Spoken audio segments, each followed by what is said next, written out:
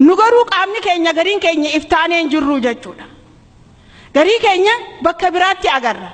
Jechi amartichi naan jeesan Itoophiyaatti qayyaram atti baddaram. Isin Oromoon akka Oromootti yaaduu hin geenye akka Oromootti yaaduu hin dandeessan yeroo nuun joosan amma garuu waa hedduun arkaa jira.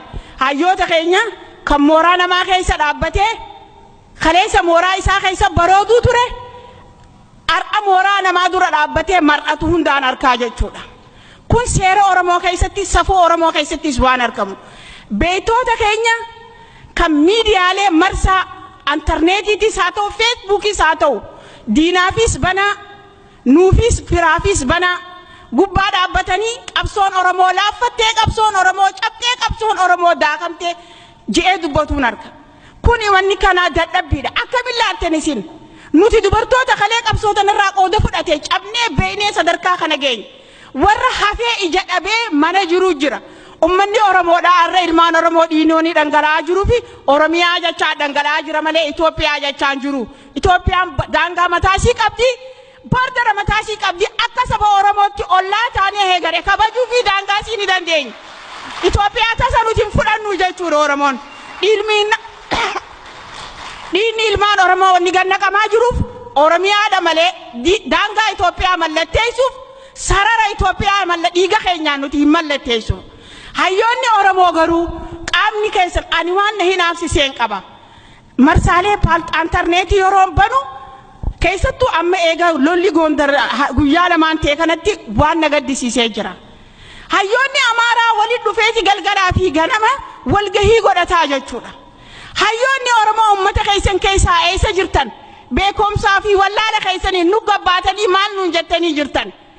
Waggaarraa guyyaa tokko walgahii oosaa dhuftan malee akka sabaatti akka nama saba dadhabaa qabutti akka nama saba gabroonfamee jiru qabutti gabbaatanii nu yaamtanii guyyaa kan maal nu himtan? Gariin keessan Oromiyaa jettan gariin keessan Itoophiyaa jettanii jechuudha. Kanaaf bakka isinuu bakka hedduu jirtan wal biran jirtan namni wal biran jirre naman jaaru. Doktoraa fi Profeesarri Oromiyaa keessa jiraarra wareega kafalaa jiran daa'imaa wajji wareegamaa jira. Wanni isin gaddisiisu dubartii ji'a 8tu ilmoo wajji wareegamee jira jechuudha. Maal barattan isin bilisoomsuufi aduun Itoophiyaa gubattee jirti Oromiyaa keessan jirtuun dhaabbattu nuti baandiraan Oromiyaatis biyya teenya keessa Itoophiyaatis hin dhaabbattu jechuudha. Tun dhiiga keenyaan mallatteessi. Warri Itoophiyaa jettan Itoophiyaa jala deddeemtan if duba deemee awaa ifitti hima ana malleen isin jaa. Ana urjii dhaabaati je abbaan fedha ka Itoophiyaa hana dhagoo irraan kaadhu. Abbaan kiyya Oromiyaa na barsiise akaakoon kiyya immoo Oromoo jecha qalama haqee afaan Oromoo dura taakka jee barreesse. Dhiiga Oromootiin Oromiyaan ilmaan Oromootiin bilisoomti.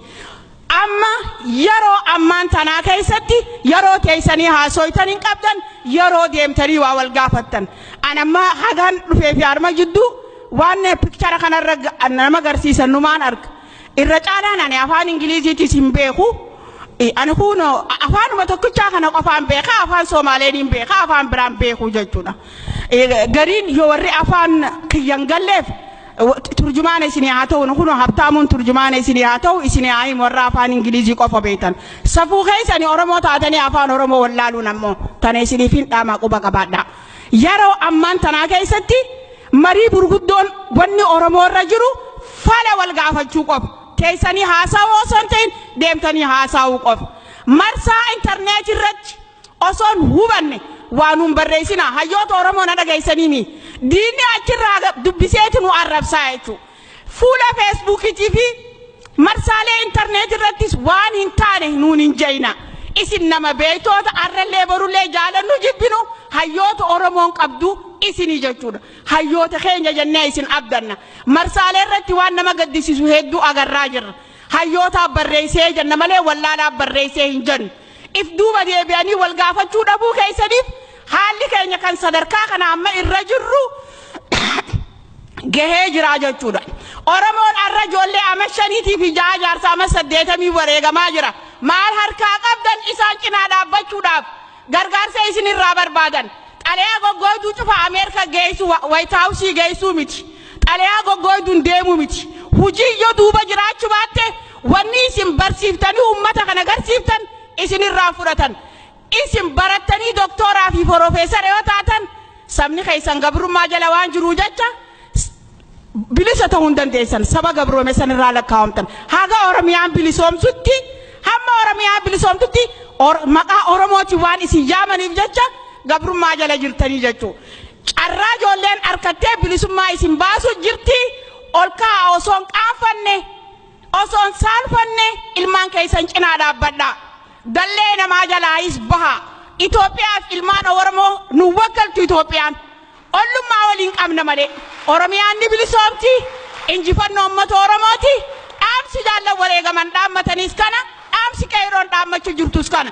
Qeeroon isin yaamaa jirti hayyoota Oromoo. Wallaadhaan walli isaan isin yaamaa jira. Eenyu jalaa awwaattan. Eessatti isin agarre.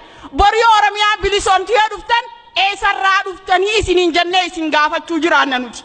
Bakka irraa dhuftan. Takka immoo Maqalee galtan. Takka Gondarii galtan. Osoo bakkisan hin dhufne ol ka'aa saba keessan haala rakkoo diinni waraanaan bulchaa jira afaan qawweetiin gabbahaa uummata keessan ijoollee teessaniin. Ana akka urjii dhaabaatti kaleessa qabsoon ture dirqamni xiyyanarra jira. Oromummaa fi akkas ta'e arrallee miilaaniin deemaa jira ijaan qabaa mana foonii hojjadheetiin ilmaan Oromoo qeeroo fi waraana bilisummaa Oromoo gargaaraa jira. Dirqamni xiyyanarraan buune isinis isinirra jira dirqamni san galatoomaa fayyaa ta'aa nagaannaa jiraadha.